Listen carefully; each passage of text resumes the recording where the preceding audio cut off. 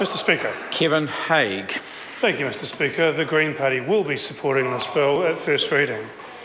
We believe that the kind of conversation that's just beginning, perhaps, in the House tonight would be advanced best by select committee discussion, where we can actually listen to some evidence as well as argument. Mr Speaker, healthcare should be a fundamental right for all New Zealanders. There should be no access barriers, certainly not financial ones. Services should be universally available. Services should be preventive in focus, and services should be integrated.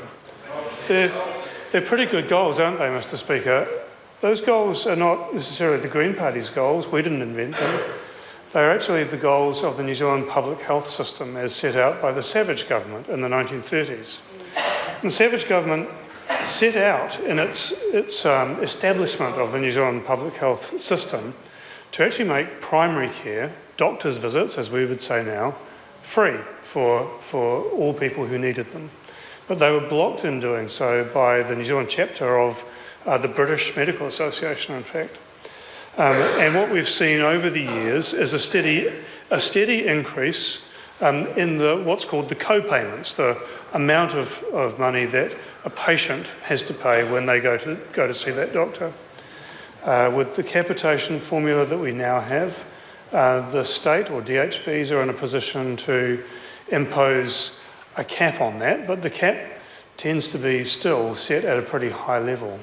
And even those practices that are called very low cost access practices that are located in parts of the country that have a very large proportion of their population on very low incomes, those practices still have a co-payment for patients of $15 a visit.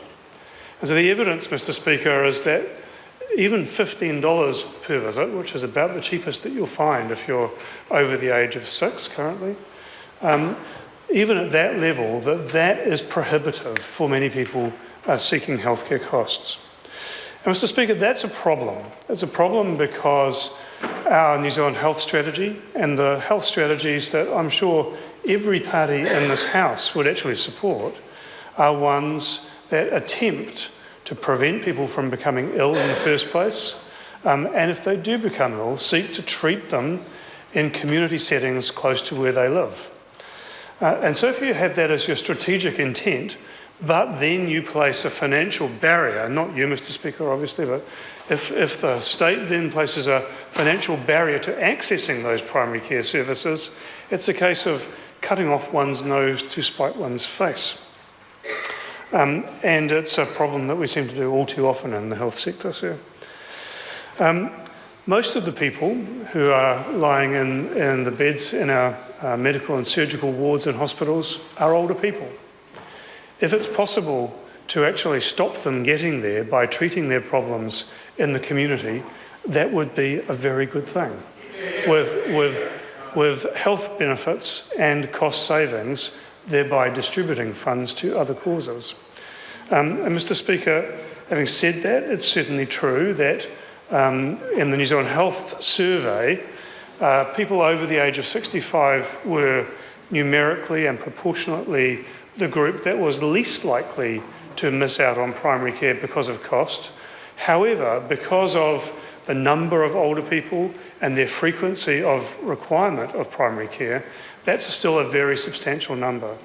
So, Mr Speaker, our preference, of course, would be to return to a system in which primary care was completely free. But failing the funds for that, and I rather suspect that the government's priority on new motorways, for example, means that probably we can't possibly afford that. We actually need to prioritise how we best spend the money that's available to us. Making primary care more available to New Zealanders is a very sensible and wise use of healthcare dollars.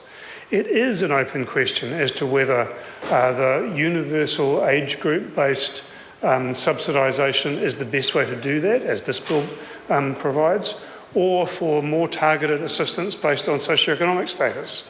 But that's the discussion that we need to have at Select Committee, sir.